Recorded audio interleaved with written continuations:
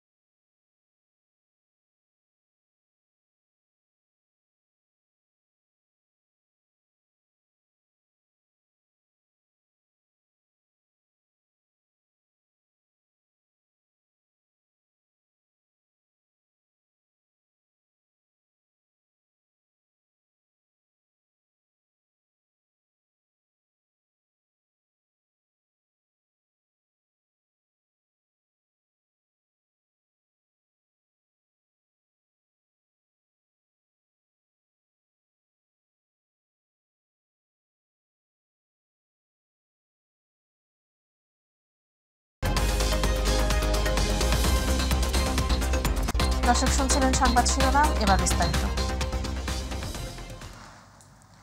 প্রধানমন্ত্রী শেখ হাসিনা বলেছেন, দক্ষিণাঞ্চল সবসময় অবহেলিত ছিল, কিন্তু আওয়ামী লীগ ক্ষমতায় এসে এই অঞ্চলে চিত্র পাল্টে দিয়েছে। ধারাবাহিক গণতন্ত্র রয়েছে বলেই দেশের উন্নয়ন সম্ভব হয়েছে। ঘূর্ণিঝড় রেমালে ক্ষতিগ্রস্ত উপকূলীয় এলাকা পরিদর্শনে গিয়ে সরকারি মোজাহার বিশ্বাস কলেজ মাঠে আয়োজিত জনসভা ও ত্রাণ বিতরণ অনুষ্ঠানে এসব কথা বলেন তিনি। প্রধানমন্ত্রী আরও বলেন, ঘূর্ণিঝড়ে ক্ষতিগ্রস্ত মানুষদের প্রয়োজনীয় সব সহায়তা করা হবে। আরও জানাচ্ছেন সাইদুর রহমান আবির। ঘূর্ণিঝড়ে ক্ষতিগ্রস্ত এলাকা পরিদর্শনের অংশ হিসেবে পটুয়াখালীর কলাপাড়ায় আসেন প্রধানমন্ত্রী শেখ হাসিনা। সরকারি মোজাহারউদ্দিন বিশ্বাস ডিগ্রি কলেজ মাঠে ত্রাণ বিতরণ অনুষ্ঠানে অংশ নেন তিনি। তারপর প্রস্তুত থাকবেন রাহাত গাজী। ঘূর্ণিঝড়ে ক্ষতিগ্রস্তদের সার্বিক সহযোগিতার আশ্বাস দেন সরকার প্রধান।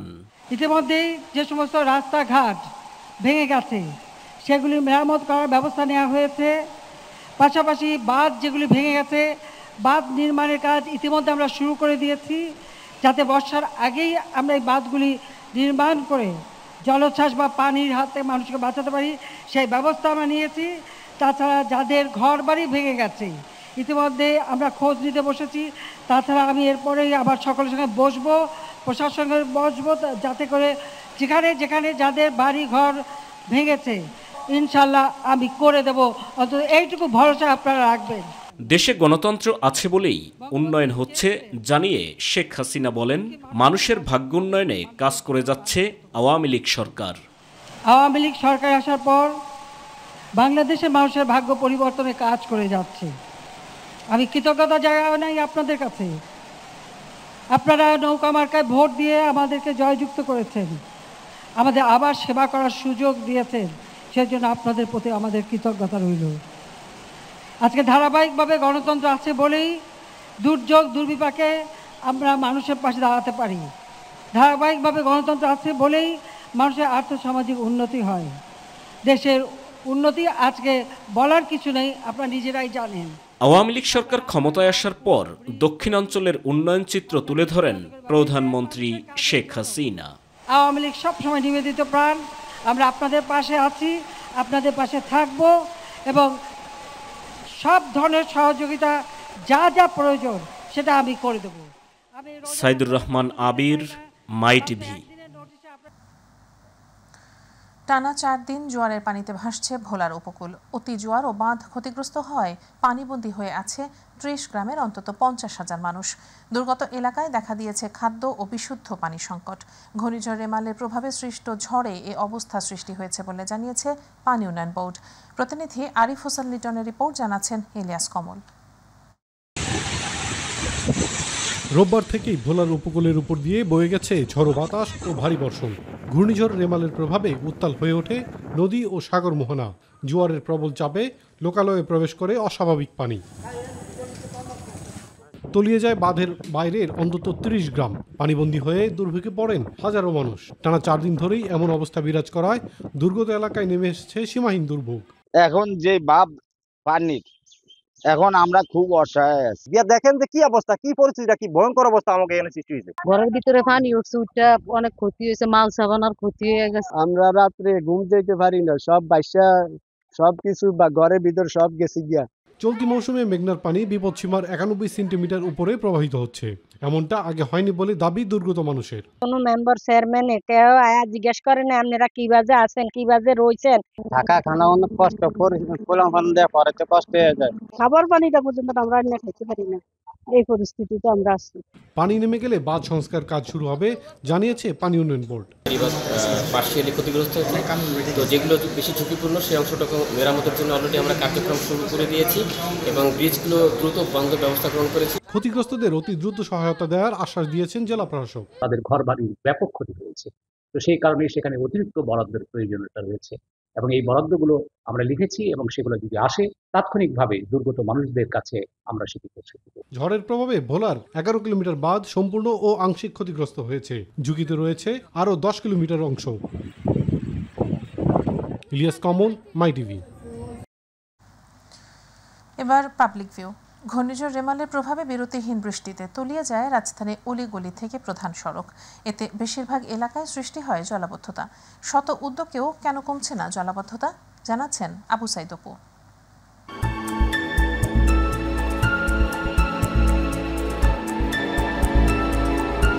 প্রিয় দর্শক, আমন্ত্রণ এবং স্বাগত জানাচ্ছি মাই টিভির সাপ্তাহিক বিশেষ আয়োজন পাবলিক ভিউয়ে। আর বরাবর মতো আপনাদের সাথে আছি আমি আবু সাইদ অপু। আজকের যে প্রসঙ্গে আমি কথা বলবো তা হলো জলাবদ্ধতা। তবে আমরা কথা বলতে চাই নগরবাসীর সাথে, কি বলছেন তারা। তীব্র গরমের রেশ কাটিয়ে ঘূর্ণিঝড় রেমালের প্রভাবে হালকা সহ ঝড়ো হওয়ার সাথে মাঝারি বৃষ্টিপাত হওয়ার ফলে রাজধানী নগরীর অধিকাংশ এলাকায় হাঁটুপানি উঠেছে, সৃষ্টি হয়েছে জলাবদ্ধতার। তার সাথে অসহনীয় যানজট তো রয়েছেই। গাড়ির রাস্তাঘাট জলাবদ্ধতায় ভরে যায়, শোষণ করতেই পারে না, যার ফলে প্রচুর যানজট সৃষ্টি হয়। জলাবদ্ধতার কারণে বিভিন্ন গন্তব্যে ছুটে চলা মানুষজন শিকার হন অন্তহীন দুর্ভোগের। টানা তাপদাহের পর 161 মিলিমিটার বৃষ্টিপাতে রাজধানীর কারণ বাজার, মোহাম্মদপুরের বসিলা রোড, আরামবাগ, খিলগাঁও, পুরান ঢাকার শহীদনগর, নাজিমউদ্দিন রোড, জুরাইন, মিজানপুরের কাজীপাড়া, শেরোপাড়া, ইব্রাহিমপুর, সাংবাদিক কলোনি সহ নগরীর প্রধান সড়ক সহ অলিগলির বিভিন্ন স্থানে পানি জমে আছে। নেই পানি নিষ্কাশনের ব্যবস্থা।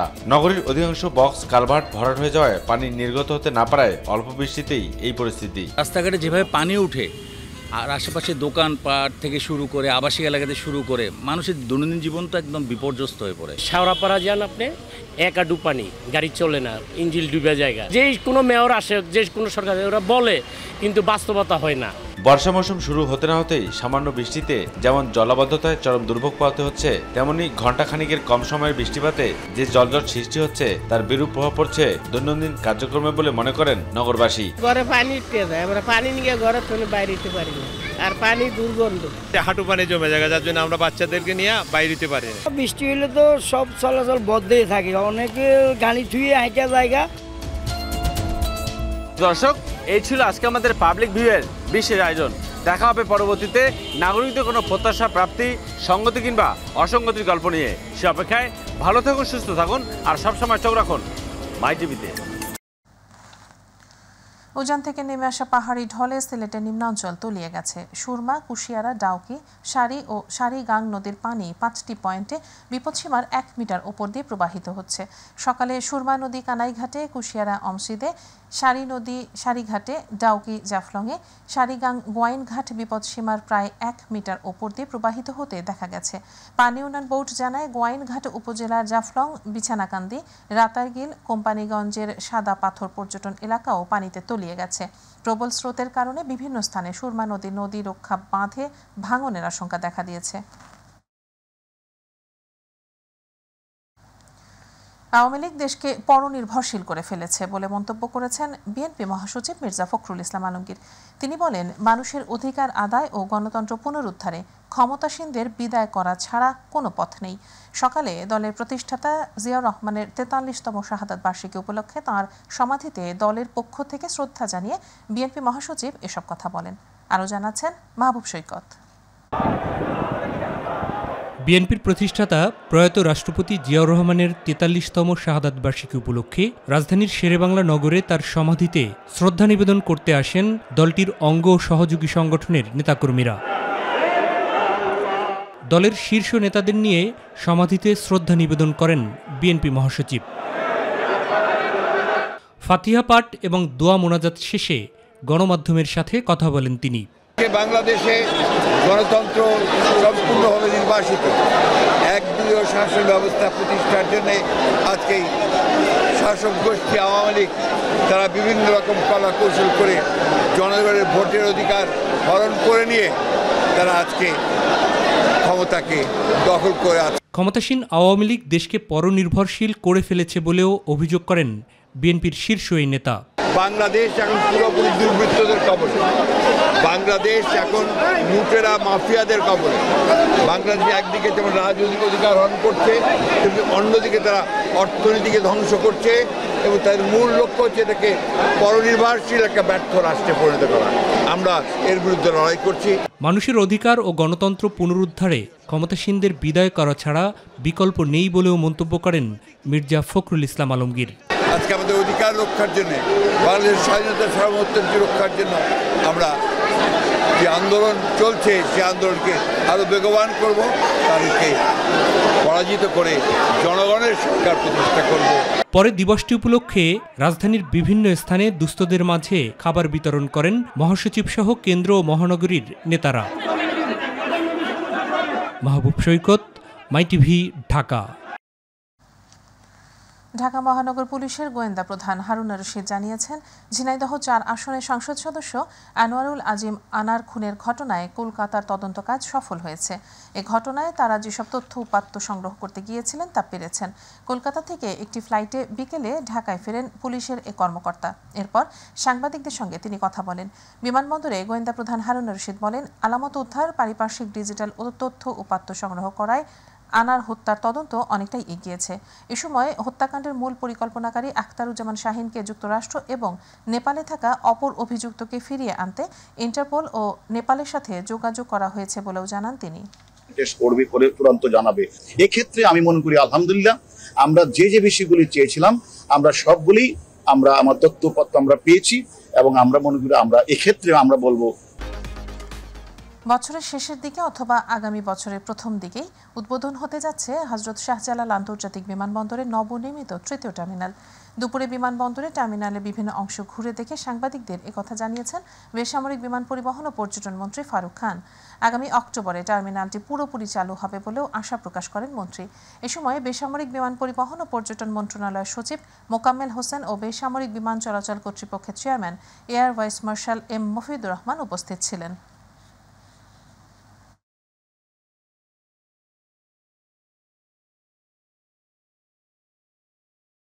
আমাদের জন্য যাতে আমরা সুন্দরভাবে এই ব্যাপারে বিভিন্ন বিশেষ প্রশ্ন থাকে। আমি এতটুকু বলতে পারি, এখন পর্যন্ত আমি যা দেখেছি আমি স্যাটিসফাইড যে কাজ চলছে। তবে আমি এটাও বলবো যে এখনো আবার 3% যে কাজ বাকি আছে, যেটা আমাদেরকে জানানো হয়েছে, সেই 3%-এর মধ্যে কিন্তু খুব ইম্পর্টেন্ট পার্সেন্টগুলি রয়ে গেছে। কোঅর্ডিনেশন, টেস্টিং এগুলি রয়ে গেছে। আমি আশা করি এখনো আমাদের যে সময় আছে এর মধ্যে এর সঙ্গে যারা জড়িত তারা সকলে মিলে এই কোঅর্ডিনেশন, টেস্টিং এটা করবে। ঈদুল আজহাকে সামনে রেখে কোরবানির পশু প্রস্তুত করছেন রাজবাড়ীর খামারিরা। দেশীয় পদ্ধতিতে চলছে পশু মোটাতাজাকরণ। ইতোমধ্যেই খামারিরা তাদের পশু খামার থেকে বিক্রি করতে নিচ্ছেন নানা উদ্যোগ। তবে অসহ্য গরমে দুশ্চিন্তায় দিন কাটাচ্ছেন খামারিরা। এদিকে প্রাণী সম্পদ বিভাগ বলছে, জেলার চাহিদা মেটানোর পরও অন্য জেলায় সরবরাহ করতে পারবে কোরবানির পশু। প্রতিনিধি শেখ মমিনের রিপোর্ট, জানাচ্ছেন শামস তাবরেজ উচ্ছ্বাস। বিগত বছরের মতো এবারও কোরবানির ঈদকে ঘিরে পশু পরিচর্যায় ব্যস্ত সময় পার করছেন রাজবাড়ী জেলার ছোট বড় ৭,০০০ খামারি ও কৃষক। জেলার ৫ উপজেলায় প্রতিটি খামারের এখন একই চিত্র। কোনো প্রকার ইনজেকশন ও হরমোন ছাড়া পশুদের খাওয়ানো হচ্ছে ঘাস, খড়, ধান, ভুট্টা ও ছোলা। ফলে দেশীয় পদ্ধতির পশুর চাহিদাও বেশি। আর পশুর সুস্থতা রক্ষায় নিয়মিত দেখভাল করছেন প্রাণী সম্পদ কর্মকর্তারা। 1টা, 2টা, 5টা, 10টা করে গরু লালন পালন করছে। তারা তো একটা আশা নিয়ে গরু লালন পালন করছে। এই মুহূর্তে যদি বিদেশে গরু ঢুকে যায় তাহলে তো গরুর দাম কমে যাবে, তখন এরা লসের সম্মুখীন হবে, এরা উৎসাহ হারিয়ে ফেলবে। তবে অতিরিক্ত তাপদাহের কারণে অতিরিক্ত বিদ্যুৎ বিল ও দেশীয় খাবারের পাশাপাশি শ্রমিকদের মজুরিও বেশি বলছেন খামারিরা। আর ভারতীয় গরু আমদানির বিষয়ে কিছুটা শঙ্কিত তারা। আমরা কোনো ফিড কিংবা আপনার মেডিসিন, ভ্যাকসিন কিছু ব্যবহার করছি। যদি আমাদের গরু দিয়ে চাহিদা মেটানো সম্ভব হয় তাহলে যেন সরকার কোনো জায়গা থেকে ইম্পোর্ট না করে। আমাদের একটু দেখাইছে খাবারের একটু দামটা কমাইল পারে, এখন গোশের দাম হলো 1900 টাকা। কোরবানির জন্য প্রস্তুত গবাদি পশু জেলার চাহিদা মেটানোর পরও অন্যান্য জেলায় সরবরাহ করা যাবে বলে জানিয়েছে প্রাণী সম্পদ বিভাগ। চাহিদার চেয়ে অতিরিক্ত আছে, আমরা অতিরিক্ত যেটা আছে জেলার অন্যান্য জেলায় পাঠানো। এখান থেকে নিয়মিতই আমাদের যারা গরু ব্যবসায়ী আছে তারা এখান থেকে গরু নিয়ে ঢাকায় যায়, চিটাগাং যায় এবং সিলেটে যায়, কুমিল্লার দিকে যায়। শুধু গরু ছাড়াও দেশ বিদেশি নানা জাতের ছাগল উৎপাদনও বেড়েছে এ জেলায়। শামস তাবরিজ উচ্ছ্বাস, মাই টিভি নিউজ ডেস্ক। তীব্র তাপদাহের কারণে আকার কিছুটা ছোট হলেও চলতি মৌসুমেও ব্রাহ্মণবাড়িয়ায় লিচুর বাম্পার ফলন হয়েছে। এতে করে উৎপাদন লক্ষ্যমাত্রা ছাড়িয়ে যাওয়ার প্রত্যাশা করছে কৃষি বিভাগ। জেলায় এবার 27 কোটি টাকার লিচু বিক্রির আশা করছে তারা। বাজার দর ভালো থাকায় কৃষকরাও খুশি। প্রতিনিধি আফম কাউসার ইমরানের রিপোর্ট, জানাচ্ছেন SM আরিফ।